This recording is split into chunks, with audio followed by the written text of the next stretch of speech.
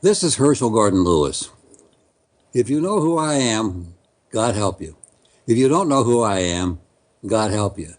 But what you're watching here or listening to is without your head, and I can tell you that I have contributed to the loss of your head. So thank you for being there. Welcome back to the Station of Decapitation Without Your Head. I'm still Nasty Neil, and I'm joined by Michael S. Rodriguez, underground filmmaker. How are you doing? I'm doing great, just basking in this miserable California heat, but otherwise, I'm awesome.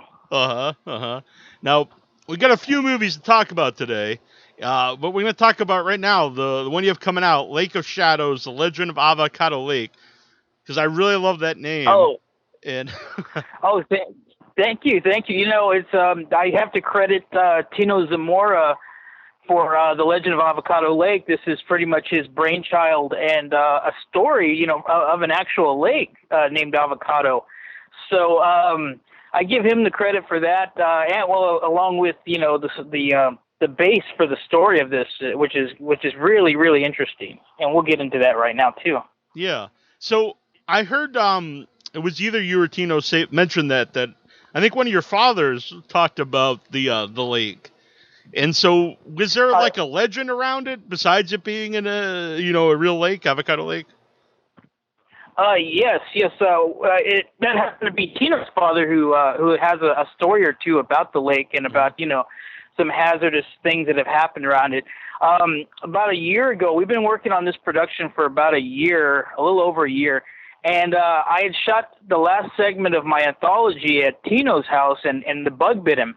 And about 2 weeks go by, and I'm at work, and he at my day job, and he gives me a phone call and says, "Hey, I got this idea. Have you ever heard of Avocado Lake?" And I'm like, "Yeah, I've heard of it because I live in the area, but I've never been to it." Mm-hmm. I said, "Well, what's special about it?" And he says, "Do you know how many people have died there?" And I'm like, "No." And he goes, "There's been like over 150 deaths, but there's about 2 or 3 every year, you know." Mm-hmm. So I was like, "Really?" All of a sudden my ears perked up, not because of the, mortality rate or anything, but I just got interested. I was like, "Really?" We started talking about the idea, and we started, all of a sudden, all this history came up, and there's, even though there's 150 deaths, not all of them were drownings. There was a lot of different types of activity going on there that, that these casualties. And so we developed a film page, and we started promoting it. And before you know it, local people that seen the title and knew the lake, they started coming forward and actually, giving us stories, mm-hmm. To use and to, and testimonials on film. So what's interesting is you're really going to get, if you've seen the trailer, there's a lot of action and drama and it's cinematic, but at the same time, you are really going to get some real stories out of this thing. Mm-hmm. And I always think, like, even if you're not necessarily aware of the true stories, when you put like something that's based in some legends or truth in a movie or whatever, it adds a lot to mm-hmm. it. Even if you're not aware of it.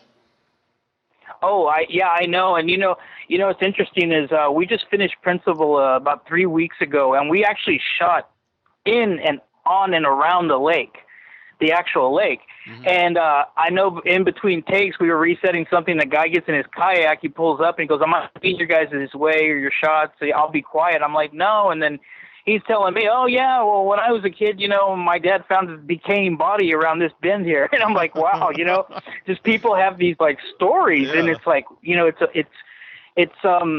it's really interesting, and it's picked up so much momentum, and I think people are really going to enjoy this piece, because what I've done is it's sort of found footage, but not really, because I think the found footage style and the subgenre has kind of been overused and abused over the last few years. And I said, you know what, I want to kind of do a movie like this, but at the same time, I still want to give a cinematic element and some storytelling to it, old-fashioned style. Mm-hmm. So what I did was I told Tino, I said, in order for us to do this on a micro budget, what we'd have to do is we'd have to make this a documentary-style film, mm-hmm. And then I would add some fictional reenactments to it. Mm-hmm. So you get kind of like it's kind of like a crossbreed of a fictional telling and a documentary mixed with some found footage, terror. So I think people will really find different elements that will entertain them in this. I think it'll hit a wide audience. So when you're getting like the stories from local people, does like the script and the story you're telling, does that evolve at all? Like, do you add those, or from what you're originally going to say? Oh yes. Well, what's interesting also about the film is we've compiled stories. So when you watch the finished product, you'll actually see testimonials from real people who know victims of the lake and everything, as well as reenactments from stories that I took of people that didn't want to be on camera, and I kind of just added a little flair to it, and and we reenacted it with actors. Mm-hmm. And I think people will, like I said, they'll get really something out of it, and a little fictional scare here and there. Mm-hmm. Now, how did you meet Kino? Like, how long had you known him before you guys worked together? We met. I want to say probably about 2 years ago or so. I was promoting one of my films, and at a screening, they have like horror movie screenings, these clubs here in the area, and I was doing a signing, and he had ended up winning a DVD because I put one in a drawing for the club, and we met there, and we exchanged Facebooks and everything, and became friends, and we'd see each other at these events. And what happened was I was shooting the final segment for my anthology that's coming out on DVD this fall. And my location, I had this house, the location fell through at the very last minute, and anybody that knows about filmmaking knows this happens all the goddamn time. You'll get a call 24 hours before saying, oh, man, guess what? We can't use the place. So I was frantically just, who would I know that likes horror, because this is going to be kind of gross and kind of scary, would let me shoot in their living room, So I got a hold of him, and he probably debated it for about 2.5 seconds and said, come down here, man, we'll do it here. And I'm like, awesome. So I went down there, we shot for a weekend, and before you knew it, we were just, I think we knew we were just going to collaborate eventually. Mm-hmm. So it's been a really good collaboration so far. Yeah. Now, yeah, he's a producer, but does since a lot of the original idea was his, were you like the sole writer, or are you guys like co-writers? I'm the sole writer. I wrote the entire screenplay for it, based on his stories and based on his characters. He told me, I have an uncle, or I have someone, or I'd like to, and I'm just like, sure, let's, we'll implement it. And like I said, I wrote all the dialogue and all the, the main storyline, but he's credited for actually the story about the lake and the legend. That's all his. Mm-hmm. And you have a lot of cool people involved. Robert Lasardo, I'm a big fan of. How did he get involved in the movie? I knew Robert. I've known Robert probably going on 7 years. When I first started in the business, I wasn't a director. I was actually just a writer. And I would write for other directors and write for other writers.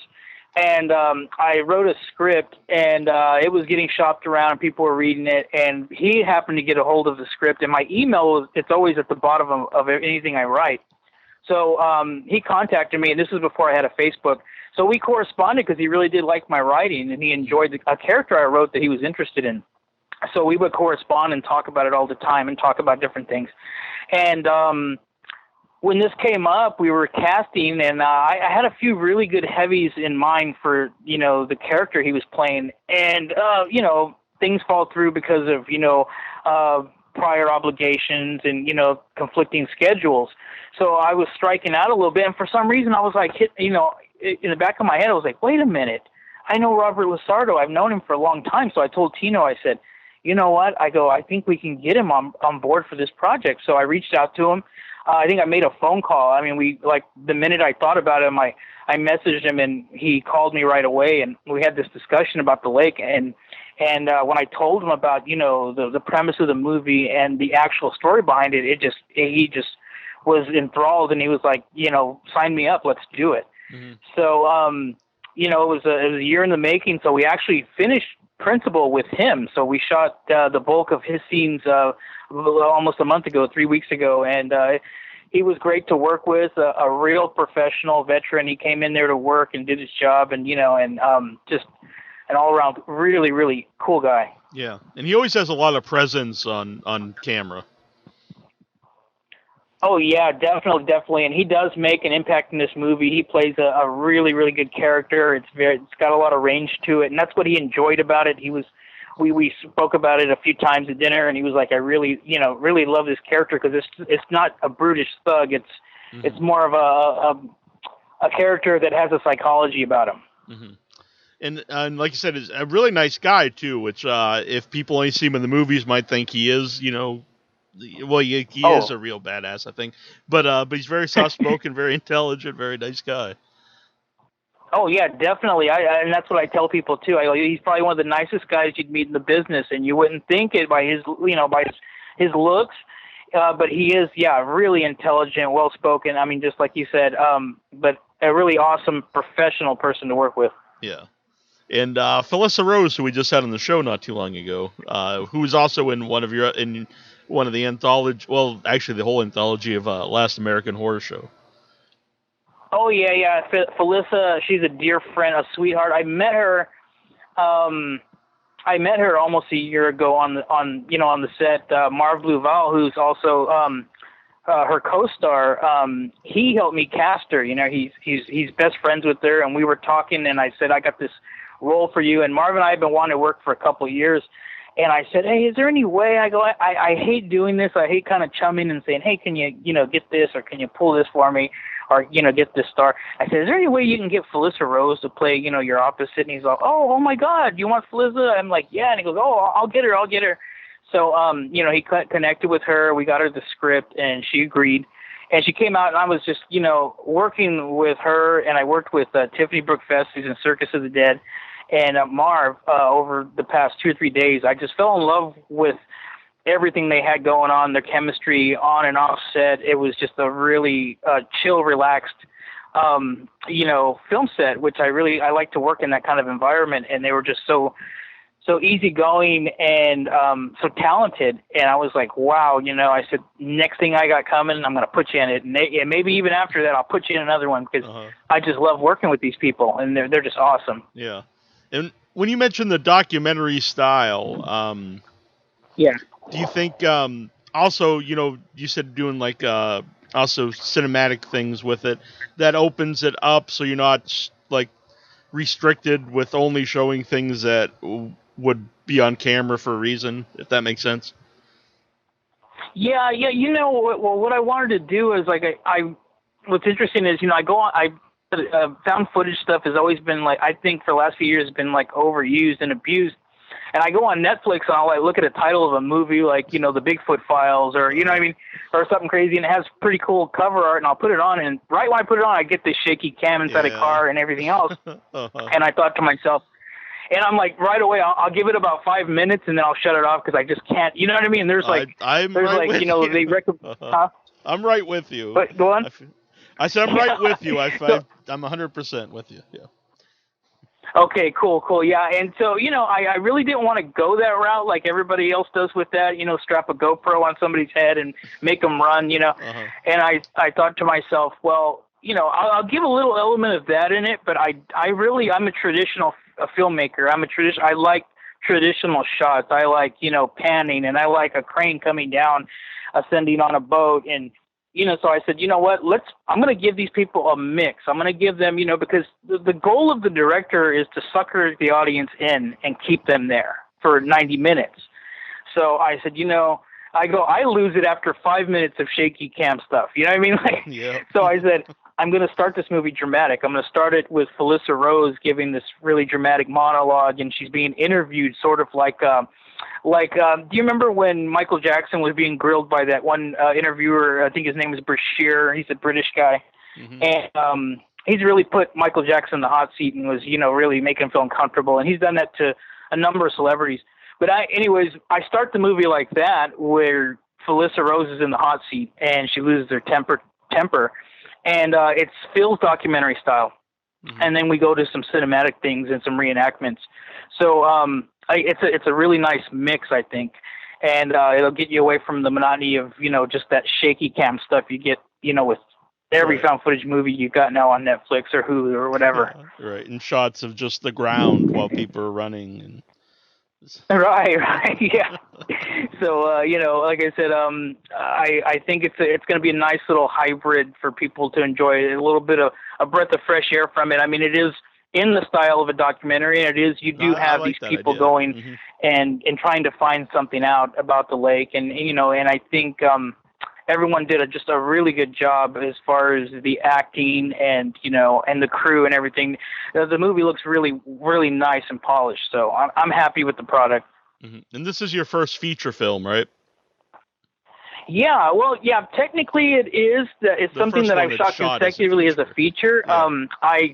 My first movie, which is coming out as a feature, is more or less like a compilation of my work prior. Mm-hmm. So I'm proud to say that Lake of Shadows is my first complete feature, 90-minute film. But I do have Last American Horror Show, which is 4 segments that I stitched together that I've worked on for like 3.5 years. Yeah.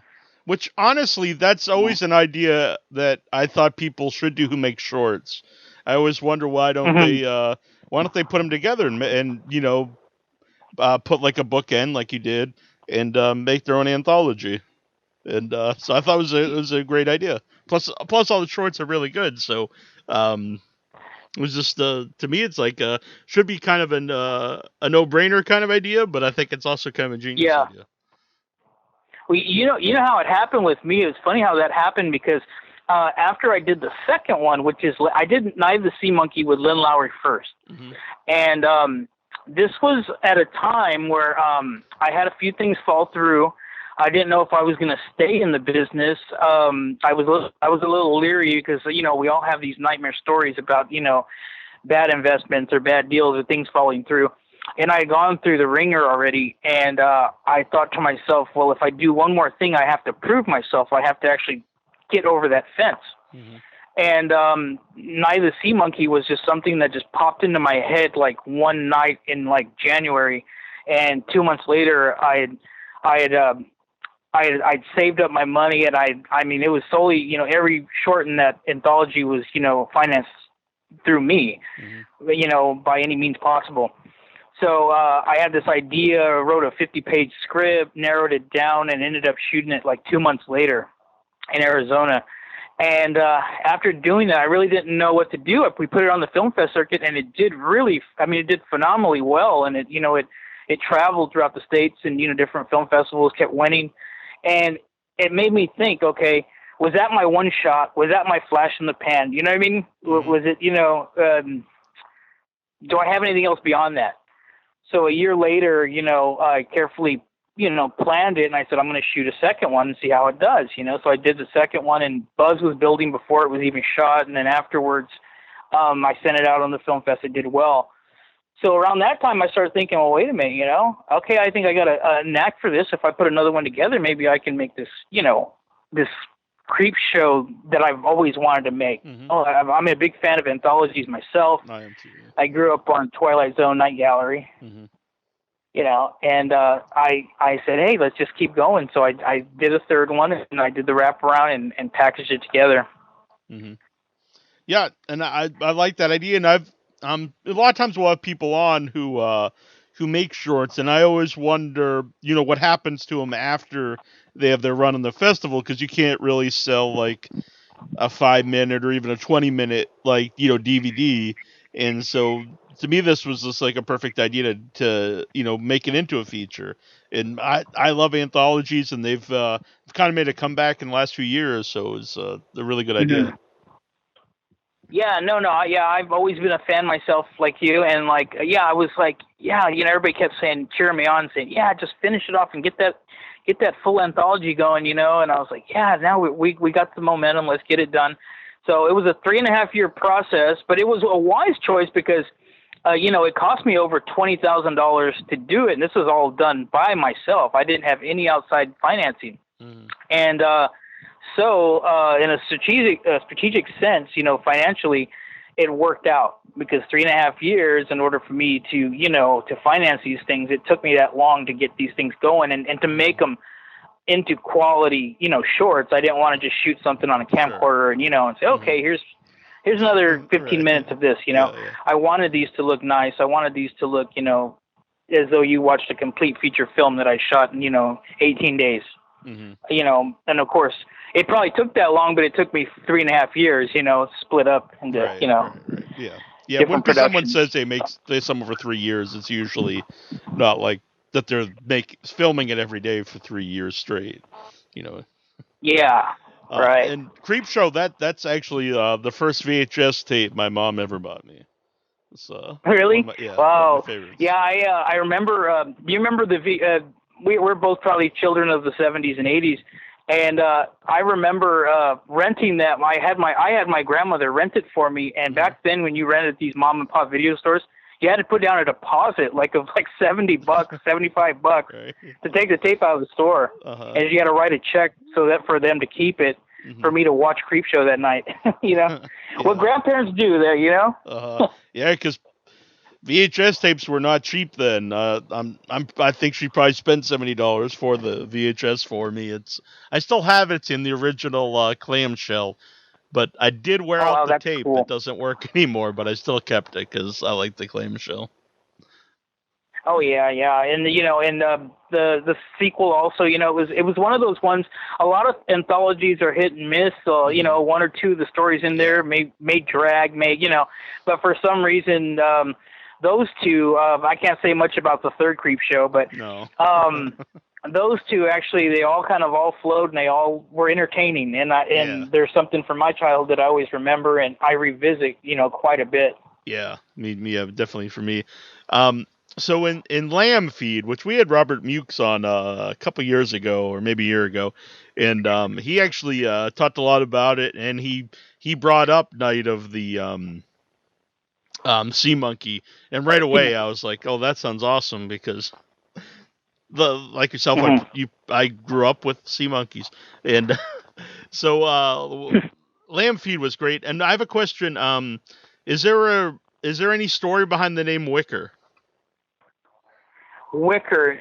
There isn't a story about behind the name Wicker. I just decided I really wanted to use that name for some reason, and I said I'm going to create this family, the Wicker family. But there's no real backstory behind the name.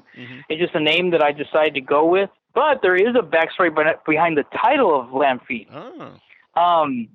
Lamb Feed there is an actual event in the town I grew up in called a lamb feed, and it's an interesting story. It's got a little darkness to it, but it's an event that everybody comes to, and what it is how they have FFA in high school and stuff like that.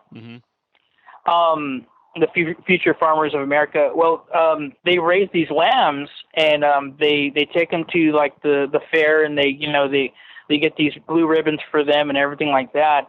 And after they're done with these contests, they send them to slaughter. And then these kids that raise these lambs and have won prizes for them, they serve them to the people. And it's called a lamb feed, and that's where I got the name and the title of that film. And that guy who says Wicker, like the basket, that's one creepy looking guy. He was very well cast. Oh yeah, it's Michael Wainwright. It's interesting. Robert Mukes. I'm a big firm believer in everything happens for a reason. Arch Hall Jr., I originally wanted him to play the head of this clan, this over-the-top character. And Arch Hall, he's famous for EGA and The Sadist, which were all done in the 60s. And he had been retired, and I got a hold of him. And, he's a retired airline pilot. He hadn't acted in 50 years. And we started talking, and he decided to turn down the project. So I was like, I need this lead. I need this over-the-top person. And I had already cast Robert Mukes. Mukes was going to play this big brother, this big, almost like a Leatherface character. And so he says, I know this guy. This guy does stage plays, and he does like these live, one-man performances. I want you to see an audition of him. So he had him record an audition, and I was like, oh, my goodness, this guy's the next Michael Berryman, That's exactly what I thought. Yeah, and his name is Michael Wainwright, and we've been friends ever since, and we'll probably be friends for the next 30 or 40 years, along with Robert, too. I love Robert. If you're listening, Robert, hey, buddy. Very cool. Robert's an awesome guy. But, Michael Wainwright, and he was just, he came on so creepy. He creeped out the extras. I mean, just doing his scenes and his lines. He was that believable,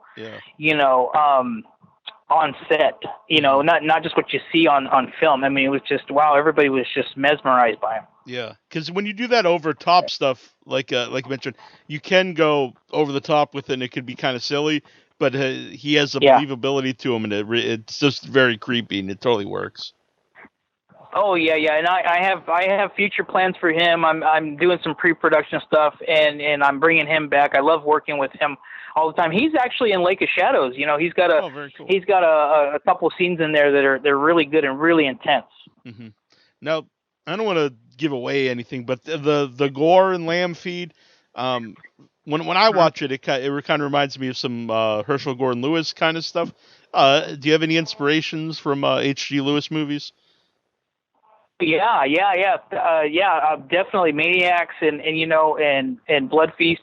Mm-hmm. I grew up on those movies, and when we were tinting and we were going with the lighting concepts, inside the hall, mm-hmm. I kind of wanted that look. I kind of wanted a dingy type of look that you're seeing through the camera. Mm-hmm. Something that takes you back to the 70s. Mm-hmm. And there was a lot of influence by Gordon Lewis there. Mm-hmm. And I'm glad you noticed that. I know one other critic that he critiqued lamb feed, and he noticed that as well too. But I mean, I love when people pick up on that and say, I see that hint, or I see that wink of it there. Mm-hmm.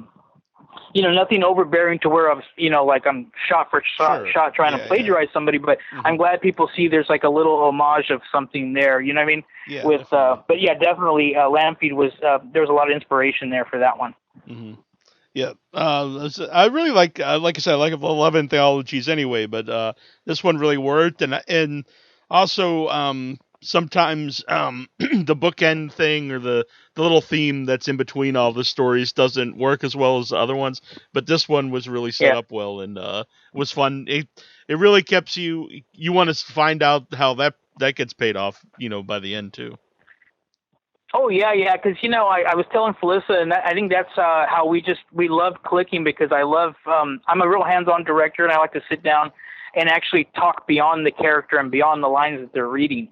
And we started talking about this person's psychology and, how, she's, I don't want to give too much away as well either, because I don't think, no one's really seen this, sure. that actual segment at all. Mm-hmm. But we were talking about how her insecurities, she's kind of, in a vulnerable state because she's got insecurities about being in public and her afflictions. And then she meets this guy that, she thinks she can open up to and find some kind of decency in it.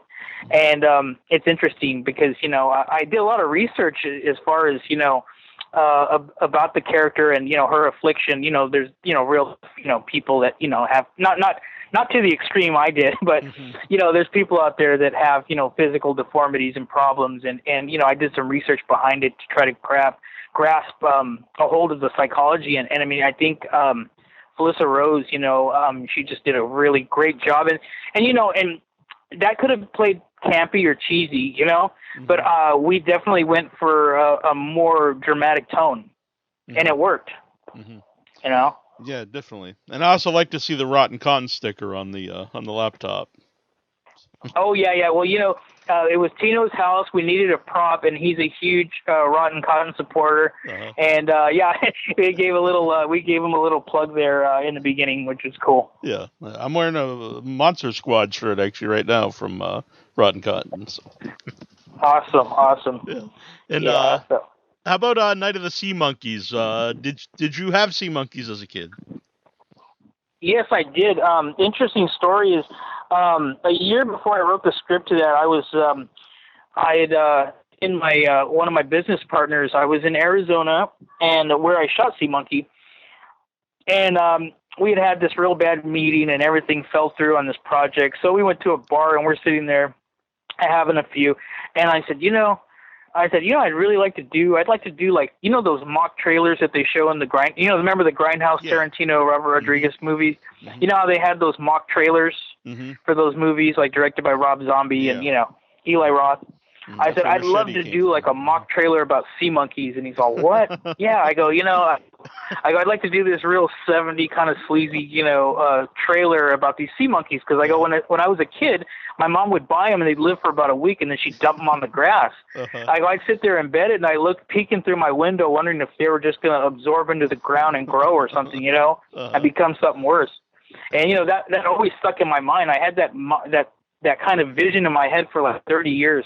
Mm-hmm. So one night I got up and I just started writing, and I couldn't stop writing. And Lynn Lowery, who's worked with George Romero and Cronenberg, she had contacted me about 2 months prior, before I started writing the script, and asked me if I had anything. And at the time, I was writing for other writers and other directors, but I wasn't involved in any kind of casting or anything. So I told her I really didn't have anything. I didn't have anything, to put her in. But I said, if I come up with a character that's ideal for you, I'll definitely reach out. So I wrote this crazy, like, grandma, and like after I wrote it, I started reading, and I'm like, I'm gonna give Lynn a call. I think I have something. So I told her, I said, Lynn, I have this. It's super rough. It's like 50 pages long. It was too long at the time, but I go, I'm gonna send it over anyways. And she read it, and she's like, hey, I really, wow, this is great. I love this. It's got some comedy in it, horror. I'm doing 2 other projects, but I think I'm going to put those aside. When do you want to shoot this? We'll shoot it. So, 2 months later, we're in Gilbert, Arizona, and we're shooting Eye of the Sea Monkey. And it was just, it was 4 days. We shot it. It felt like, it was kind of like my mini Jaws, because I was brand new to directing. We were like way over budget, and we were shooting, and the sea monkey really, he was a cool crafted, creature, but it wasn't no CGI alien or anything. So, sure. We had to kind of show as little of it as possible. So, I had all these people, give these reactions to nothing really. But I told them prior to shooting this, I think about 2 weeks in, that, hey, everybody, find your DVD or VHS of Jaws and watch Jaws and just soak it in, because that's what we're going to do. We're going to react, and we're going to play emotions and show as little of the creature as possible. Mm-hmm. And, we came out with that, and, it's interesting. It's had longevity. People know about that film because I put it on the Film Fest circuit, and people have watched it, and it's spread. And I can go do a signing and like, hey, you're the Sea Monkey guy? Hey, I've seen that movie. Or I've seen, oh, that's an awesome movie. The grandma's so funny. Yeah. But it really got out there. And I'm so happy and proud that it's a part of this feature film that's coming out. So now everybody can watch it. Yeah, and she was great in it. It's a combination. I think it's really funny, well-written character, and her delivery really sells it. So it was great performance. Oh, yeah, definitely. I have an interesting story about that, and you've seen the movie. We were talking, and there's a monologue she gives where she sees her husband, and she's got dementia, and she sees her husband, and she starts talking to him. And there's an interesting story behind that, because Lynn Lowery, I mean, to her credit, she's an awesome, and she's got, I mean, a long list of credits, and she's worked with great directors, but she truly is one of the greatest actresses I've ever worked with. I mean, she did this comical role, but there was a scene where she had a sentimental a part in it. And what happened was that was an impromptu scene that she told me, hey, is it okay if I write just a small monologue for a scene? And I'm like, yeah, sure. And we didn't have to like rehearse it, but I wanted to rehearse it prior to shooting. Well, we were running behind schedule, and I said, we're just gonna have to shoot it, Lynn, And I hadn't heard it yet, I said, okay, So we sit there, and I think we shot it in 2 takes, but I don't think there wasn't a dry eye in the house when she was delivering. It was like amazing. It was just, and that was the very first scene we shot of Sea Monkey. Mm-hmm. And that one rule you get once you shoot something, and you got it. Your first scene is you hit it. You knock it over the fence, then okay, we're good for the rest of the shoot. Mm-hmm. And it was just, she was just awesome to work with. Mm. You mentioned Last American Horror Show is coming out soon. Like what kind of format is it coming out, or formats? Is it coming out on DVD or video on demand? It's being released through Unearthed Films. It'll be worldwide on DVD, probably VOD this fall. I don't have a pinpointed date, but it is around the Halloween season, maybe a little after Halloween. But it'll be out and it'll be available at retailers, worldwide.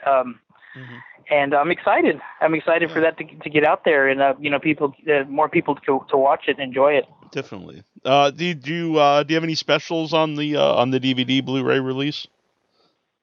Yeah, there is actually. We've compiled some Q&As that we've done from some of the premieres. I got Felissa Rose talking about her experiences on set and a little bit of her character, as well as Michael Wainwright really gives a really good interview about his character. He played the Wicker character in Lamb Feed. So there's going to be lots of stuff to watch on that, and then the trailers and everything. So there'll be a nice little package there with the Blu-ray and DVD. Yeah. Speaking of the festivals, what is it like for you to watch your movies with an audience? You know what? I try not to. I'll listen to the reactions. We premiered Last American Horror Show in my hometown here in the Central Valley in Fresno, and I sat in the lobby. I could not, and it wasn't because I was nervous about what people thought about the movie, because I'm an artist. I make movies, just, regardless of, people are going to be happy or not. But for some reason, I've watched those films so many times in the editing room, right, that I just can't bear myself to sit there again and watch them. But I do pay attention to the reactions, and I do listen for, gasps or laughter or anything like that, But I try not to, I think, or I kind of sit there with my head down. I don't watch it. A lot of actors do that. They'll be in films, but they won't watch themselves. I'm the same way. I can't watch my work. I'll sit with them, but I won't watch it. But the film fest thing is fun. I get to meet other directors and watch their work, and that's kind of homework for me. When I go to these film festivals, I sit there and I watch every film I can possibly watch. On the what do you call it? The brochure. Yeah. And you mentioned Last American Horror Show that you financed. Each of the shorts that became the anthology. Yeah. And so what was it like using crowdfunding for Lake of Shadows? What was that experience? You know what? It was kind of strenuous a little bit. We didn't have control over it, Normally when I finance my own films, I know how much I'm in and how much I've set aside and and how much time I got. When you're doing crowdfunding, you're kind of got the pressure on you. You got either, 30 to 60 days. You have to really, really push and sell the product. So it was kind of nerve-wracking, and we had one that got almost, we were at the tip of the amount, and then time lapsed, and we ended up losing everything. And some of these crowdfunders, that's what happens. You don't get a portion. Sure. There's some that do, and then some that it's all or nothing. And we came so close the first time, and we put so much energy into it. And we were like, oh, but you know what? I'm a fighter. Tino's a fighter. We decided, hey, we're going to give it another shot, and we're just going to keep going. And it took longer to produce this product, but at the same time, we had loyal fans that said, hey, we're going to donate again. We're going to help these guys out. Yeah. And so my experience. I don't know if I'd do it again because of the stress level, but at the same time, thank you. I want to thank the people that did donate, and they made it possible. The fans, they're a part of this film now, and they're so awesome, and they're going to be getting their perks pretty soon too. We've signed a lot of posters and stuff like that, so they'll be getting those things soon. Yeah, and I would think it would have to be a mix of emotions, because at one point, obviously, you're proud that there's fans, there's loyal people out there that want to see this. But then at the same time, that's going to be more stress that, well, now I have to make this not just for me, but there's, all these people put in their money and want to see it happen. So I think it would be a mix of emotions there. Oh yeah, it sure is. I tell you that, Neil. Yeah, and like I said, it's just a bunch of different feelings, and stress. So it's like, I give it a couple thoughts before I get back into another Kickstarter, but we'll see what happens down the line. I'm hopefully within a year or two, maybe I'll get, discovered by a studio or something, and won't have to break my back doing this. So what are the plans to do with Lake of Shadows? Well, what we're going to do is it's going to post soon. We finished principal, but next month I got about 1 or 2 minor scenes to shoot. Then I'm going to send it off to post-production, and we'll be working on it for a few months. I like to work with my my editor. We speak a really good language as far as, looks and feels for the cut. So my work isn't done yet. I'll be with him, working on this for a few months, and then once we have the polished product, I think we're gonna send it out to the film fest circuit to kind of build up some buzz and notoriety, and then we'll see what distribution company would be interested in it. Mm-hmm. Well, very, very cool, and good luck with that. By the way, how can people follow Lake of Shadows? Lake of Shadows, I believe it has an Instagram. Just look up Shadows. And then we have Twitter and, of course, Facebook. Facebook's our main, where we have our page, and we update it weekly, so you can see the trailer there. You can see, posts from other people, as well as write-ups from different magazines and whatnot. Mm-hmm. But, yeah, look us up on Lake of Shadows and lakeofshadows.com. Mm-hmm. I'm definitely more of a Facebook guy myself. I like Facebook. It's more personable, I think, and you don't have to. Yeah, so do I. I do too. I gravitate more to promoting on Facebook than any other social medias. Mm-hmm. And I mentioned Herschel Gordon Lewis, but who are some of your other inspirations that made you want to become a filmmaker in the first place? Oh, I've always my go-to movie. I think I've already mentioned it, but Jaws. So I like Spielberg's earlier work. I like Stanley Kubrick's work, Hitchcock, of course, Jim Van Bever, who I've had the honor and the privilege to work with in one of the shorts. He's been very instrumental as far as me getting far. He's kind of like a coach to me, so we've become friends over the years, and like I said, he agreed to do the first short in the anthology Homewreck. Mm-hmm. And that was great because, like I said, he's one of my heroes, and I really do enjoy his work. And it was just awesome to see him, come to life on, in front of my camera. Mm-hmm. No, the documentary about him that came out, I think, last year or so was excellent too. Oh yeah, that was a really, really good documentary. I own that one as well on Blu-ray, and yeah, so I know that he's got other stuff in the works eventually. So I'm ready to see the next coming of Jim Van Bever. Yeah. And he was really good at the movie too. And, other stuff I seems usually more kind of action roles, but just as an actor, I thought he was really impressive. Oh yes. He did an awesome job for any fans of Jim Van Bever out there. He is in my anthology, Last American Horror Show, and he just does a phenomenal job in his segment. It's something the fans, you got to see it. Yeah. And so you mentioned the website. How can people follow you yourself online? I have an Instagram, Michael S. Rodriguez, and Twitter, MSR Studios. And, of course, you can hit me up on Facebook, Michael S. Rodriguez. Just look me up, and we'll become friends. There you go. Plus, if you have me on Facebook, I'll be tagging him in all these in all the podcasts here, so you can click right to him. And I live on Cape Cod, which is right next to where they filmed Jaws at in Martha's Oh wow! Vineyard. Yeah. So Martha's Vineyard. That's awesome. And I've never been to Martha's Vineyard, even though I live right by it. Yeah. I don't know why. Huh. Maybe I should go do that. But what were you gonna say? Well, thank you, Neil, for having me on. This was great. Enjoyed the show. Thank you so much. Appreciate it. Yeah, thank you for doing it. I appreciate it as well. And anytime you got something coming out, you're welcome to come back on. That sounds great. Thank you, Neil. You have a nice evening. Thanks. You as well. This is Benny Chapman, the creature from the Black Lagoon, withoutyourhead.com.